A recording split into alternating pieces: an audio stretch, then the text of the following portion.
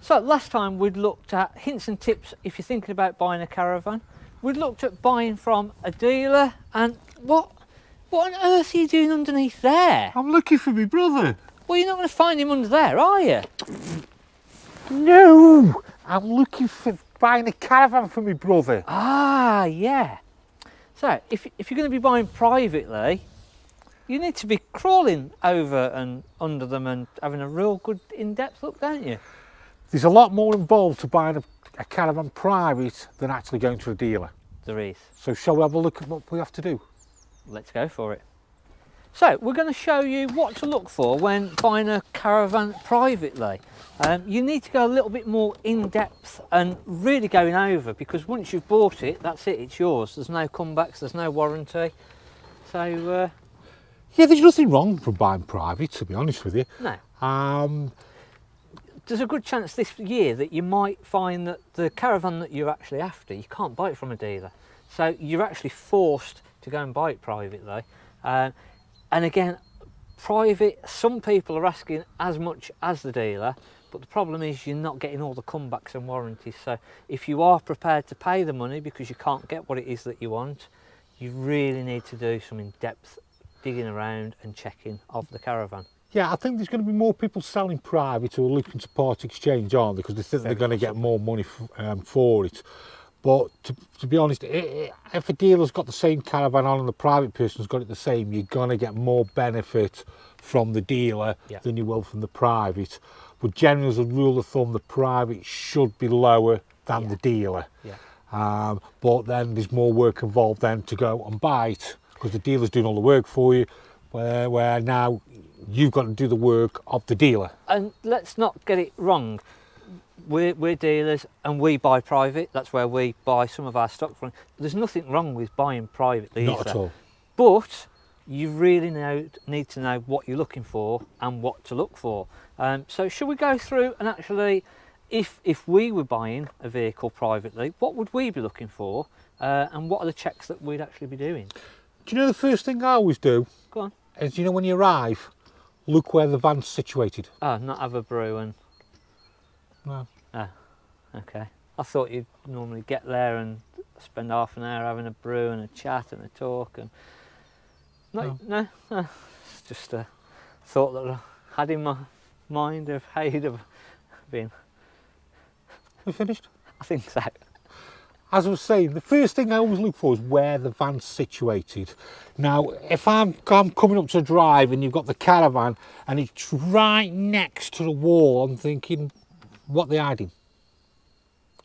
You want to be able to see everything, don't you? You want to be able to go all the way around the van. Just like how this caravan's here, you can walk all the way around, and you've got the more experience on the caravan side, Mark, so is that the first thing you do, is to have a walk around the outside? Generally, I'll go round the outside looking for dents, damage, any accident repairs, anything like that. I'll then be looking at the windows, making sure that none of the windows are broken. We've got ladders normally that will have a quick look on the roof, make sure there's no stone damage, hail damage, anything like that, no big holes on the roof, cracks in panels. So a good visual check to begin with. Important thing there though, Mark, is you've got, what a lot of people don't do is they don't take account for the age. So if you're going up on a 1-year-old van, you're expecting it to be near mint. If you're going to the 15-year-old van or a 10-year-old van, you're going to get dents and scrapes and miscoloration and what have you. So you have got to take that into consideration, haven't you? It's been realistic, isn't it? Yeah. On an older van, they're going to have probably had awnings up, the awning poles caused a dink, but again, it's comparing. If you can find something that's got less damage on it, then brilliant. But again, you've got to expect something, haven't you? And how many vans have you actually brought privately when it's been perfect? None. There isn't a perfect van. There isn't one. Yeah. There's always something. That's an important thing, because if you're going to go and look for a perfect van, whether it's 1 year old or 15 years old, you're not going to find it. No, unless you go brand spanking new, and even then, there's a chance that you're going to have problems. So there's always going to be something. You've always got to expect and accept that there's going to be a little mark or something. But as long as it's not pierced the skin, it's not broken down the middle of the window, or the windows aren't misted up, it's just looking on that side of it, really, isn't it? Yeah. So you've done the outside. Yeah, we've checked our tyres. Again, tyres, the age of the tyres. So we've sort of showed you. Have we showed them how to look for the age of tyres? No, you haven't, Mark. So, Shall we show them the age of the tyres? Because I'm yeah, getting a bad back here. Yeah. Okay. So, where have you been? I've been here waiting. Oh. I'm having a good look at tyres. Tyres.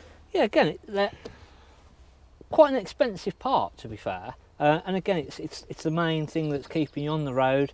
And if you have a blowout or something like that, so it's a very important part. It can cause a lot of damage if they go wrong. Can I just cut in there, Mark? Do you know the thing about it is, a lot of people scrimp with tyres, whether it's a car, whether it's a caravan, whether it's a motorhome, whether even it's a trailer. Yeah. And I'm a big believer that the tyres is the most important thing. It's the one that's actually touching the road, isn't it? Yeah, this is what's going to keep you on your holiday or keep you from going on your holiday. And how much extra is it to get a decent set of tyres than just getting the cheapos? Budget tyres are probably £50–60. Yeah. A higher quality tyre, you're probably looking at £80 to £100. Yeah, so which is going to last you longer, which is going to keep you more safer as well, and just peace of mind as well, and everything. That's the big thing. If you've got your family in the car, etc. So, if you're going to scrimp, just don't scrimp with your tyres. That's the one rule. Tyres, spend the money, Mark, isn't it? Yeah.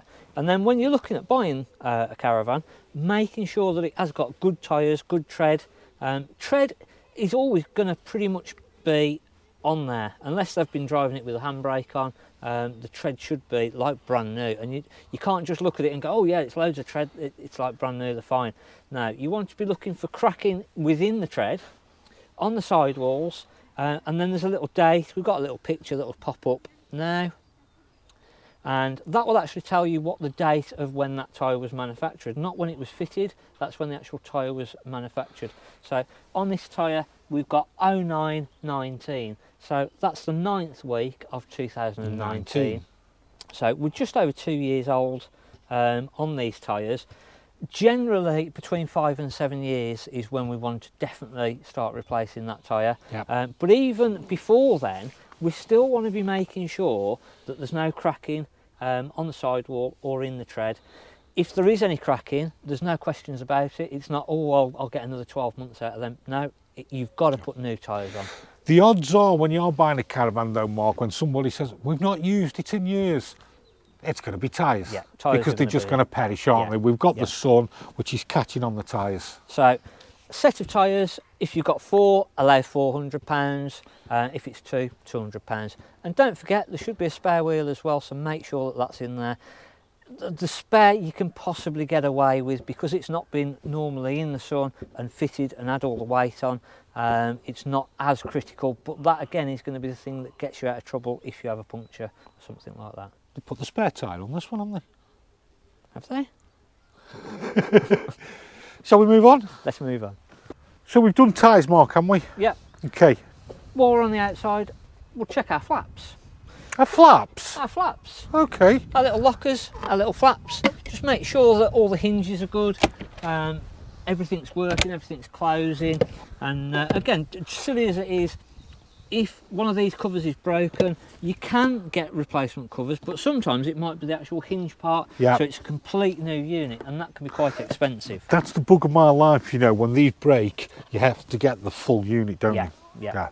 So, another thing as well, if you can just open the hatch, Mark, checking for any water. Yeah, and again, if it's all green there, it gives you a pretty good idea that it's been leaking in. And it's caused an issue there. Again, while you're here, you can have a quick look inside, just make sure the floor is solid. Yeah. There is a way to check a caravan. You can get the NCC to come out and do a pre-purchase inspection. It's about £200 depending on where you are, and they will come through and they will do more of a check to make sure that the damp is good. Generally that things are as they should be, and that again is if you're not too confident about going through and checking all the individual things yourself to sort of know whether it is or it isn't working. This is a difficult one because if you're going to spend £200 somebody checking it for you, you've got to be spending a lot of money on the caravan. Yeah. And if I'm going to be spending a lot of money on the caravan, I'll be tending to go to a dealer, not to go to private. Again, if you can't find it from a dealer, yes, you're right. You've got no option, have you? Yeah. If the specific caravan that you're after, dealers haven't got it. So it's a real difficult time. Yeah. Usually, the dealer would have it. But again, people are out there that say, no, actually, I want to save a bit of money. I want to buy the caravan and it's got all the equipment with it. Normally from a dealer, it's coming part exchange. You're not going to get all the extra bits and pieces. You get the awning. So the add-ins of the savings of that, it can stack up. Yeah. But you've got to make sure that you're doing all the checks that we're going through today. Have you got any more flaps? There's a few on the other side. So again, just make sure, you've checked all your flaps. Okay. Should we have a look inside at what else we should be looking at? Why not? Oh, this is a nice caravan, Mark. Fridge is cold as well. Oh, important point that, to be fair. This particular fridge can cost you around about £1,500–1,700 if this fridge isn't working and it's completely kaput. That's a lot of money. A lot, yeah. So you might think that you're saving £500, £1,000. If the fridge isn't working, you've just blown all of that money. So a good tip is actually ask the people to put the fridge on before you get there. All the appliances actually, Mark? Yeah, you want to see everything working, don't you? Yeah. Even if you've paid... That's how people can get caught out, Mark, because say, for example, this fan's worth, let's say, £20,000 and someone's got it advertised up for £14,000 and then you come and go, oh, yes, look at this, it's all nice. Looks lovely. But the fridge is broken. £1,500 you've got to straight off. Yeah, gone. And then you've got to be wary if someone goes, well, I can't put any electric I've got in. no electric. Yeah. You want to be thinking actually, if I was selling that, I'd want to be showing you that everything is working and doing as it should be. I've got nothing to hide, so why wouldn't I? Because if you were buying for somebody like, if I was buying from you, I'd think nothing of you. It would be all set up, wouldn't it? Yeah, show you how it all works, and or we'd do you a video and show you it all working. And again, it's not so bad when you're buying from a dealer. You've got that warranty, but private, once you've gone, we've said it before, that's it. So you've got to make sure that fridge to get down to temperature properly is about 4 hours. So if you're there even for an hour looking around, it's not going to really get down to the proper temperature. Sometimes these fridges can feel like they're starting to cool down, so you can put your hand in after half an hour and go, oh yeah, that's getting cold, that is. 4 hours it's going to take. So before you travel, before you go, ring the customer and say, actually, can you put the fridge on, so when I get there I know that is cold. That's one of the most expensive things. Next is your boiler. Just a quick one there then, if they're not prepared to put these on, you just walk away. Yeah, it's not worth it.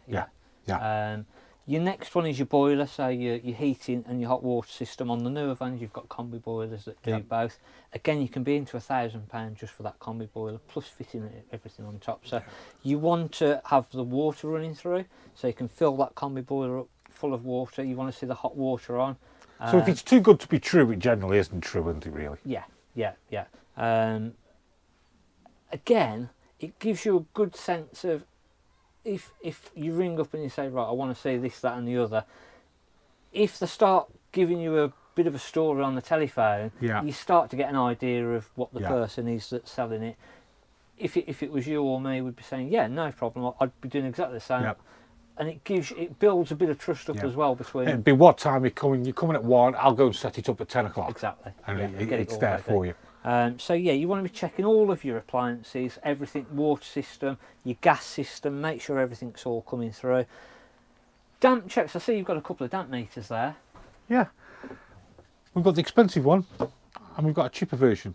So this is round about £400–500 and this is probably £40–60. Yeah. You're not going to get the accuracy of that one, but it is a good indicator for just going around. Yeah. And just again, I'm sitting here, Mark, and I'm just seeing, how old's this fan? A year old. A year old. I'm just seeing some scratches on here. Yeah. What's your thoughts with that, with it being just a year old? Yeah, again, it depends how picky you are. It's not a brand new caravan, is it? So you've got to expect something. Sometimes. That's why I mentioned it, to be honest, because it's not new. Exactly. Yeah. You can't expect a brand new caravan if you're not buying a brand new caravan. No. So if you're buying used, again, like with the outside, you're going to get little marks.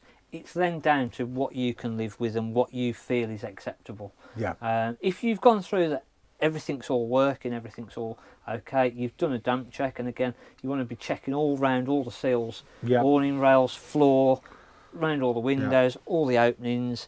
Give it a good going through. Once you've checked everything, if everything's all then stacking up and there's a couple of marks.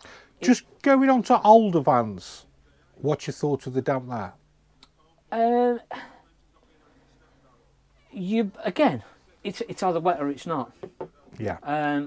Again, sometimes if you've got Probably most older vans have had some form of damp, haven't they? yeah, and again, you've got to possibly expect that it might have had some damp and been repaired, and that's not necessarily a bad thing.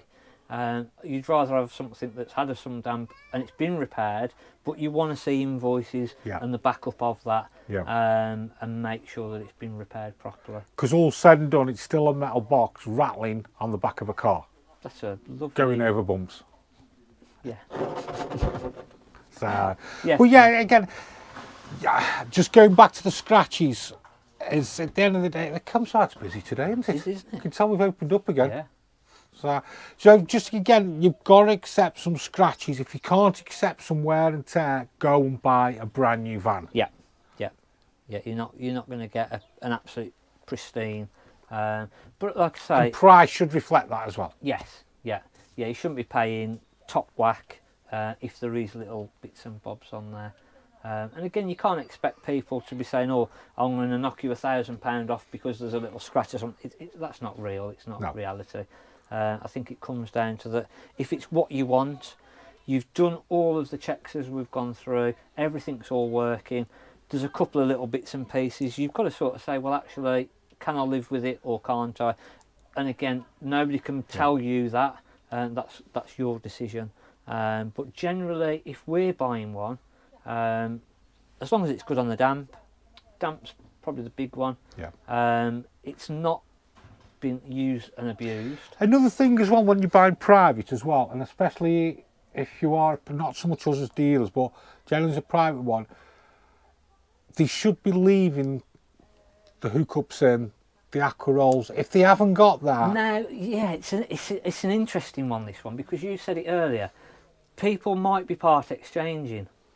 Now the problem is, if they're buying a brand new van or buying a used caravan from a dealer, the chances are that all of the equipment that they've got inside, they might need that for their new van. So it's a bit unfair to say to that person, well, I want your caravan off you and I want all your bits and pieces, if they're saying, well, no, I had to go and buy all of that when I bought the caravan, so that's all my separate, it's not part of the caravan. I'll give you that. And I need that now for my new Point one. take, I'll give you that one. And again, same from a dealer. A lot of our vans are part exchanges, so the customer quite rightly says, well, no, I'm not going to leave all of that stuff there. I need it for my new one. So even buying privately, unless they're giving up, that's the case, isn't it? Where they say, well, I'm not going to do it anymore. And we've had it like that in the past, where they've then said, oh, well, my son's just starting out, so I wanted to keep him that, or I wanted that. So you've got to assess the situation, haven't you? Again, we're seeing more private sales where they've got nothing. Right. People are sort of saying, oh, well, actually, I've got family members that are starting out, or one thing and another. So you're not necessarily going to get it full kit and caboodle. The problem then is as well is if you're getting awnings and what have you in, you're not gonna stand there and say, right, I'm going to put the awning up and check all of that, and so you might get it home. There is a limit, isn't there, to what you can do. You might get that home and it's an absolute bag of rubbish. Generally, though, if the van is how it is and how somebody described it, they'll generally be honest about the rest of everything else, really. And it's like I say, once. If you were asking somebody to, well, can you have it all set up for when I get there, and they're not, then you'd be walking away anyway. Yeah, exactly, yeah. Very good. One big final one, which I wouldn't say to do this until you've got to the point where you go, right, I'm pretty much ready to hand my money over and buy your used caravan from you. Chris check. Chris check. So So, am I right in saying then caravans do not have a logbook like motorhomes? Not quite like a motorhome. You don't have a V5. And that's because they've not got an engine? That's it, yeah. But what we do is we've got a CRIS system. So it's on a register. There's a CRIS document, and that document should be in the seller's name, address, and again you might want to check that that's in the same name and address as where you're buying it from. If you've gone to the person's storage yard, for instance, and to buy it from there, you might want to see ID that ties up that you're who you say that you are, and that ties up then. That's a with the very good CRIS point. document. Yeah, if you actually go into the storage compound, I think number one is to make sure there's ID shown. Yeah, definitely. Everything must tally that way. It's got to tie up. The worst thing to happen is you go and buy something, get a knock on the door 3 o'clock in the morning, and they're taking away the caravan because it's been stolen. So again, you have to pay for the CRIS check. Which, and how much is that? I think as a private individual, it's about £15, £10–15. Which is not a lot when you're spending 5, 10, 15,000. It's something that you've got to do. Yeah. But again, I wouldn't say to spend that money until you've gone through absolutely everything else, made sure it's all as it is, and you're at the point of where you're saying, right, okay, I'm going to buy it. Then do all of those final checks and just make sure that you're happy, basically. So Mark's come up with some really good points there about buying private. If you enjoyed the video, please subscribe to the channel and also hit the like button, and we'll see you for the next one.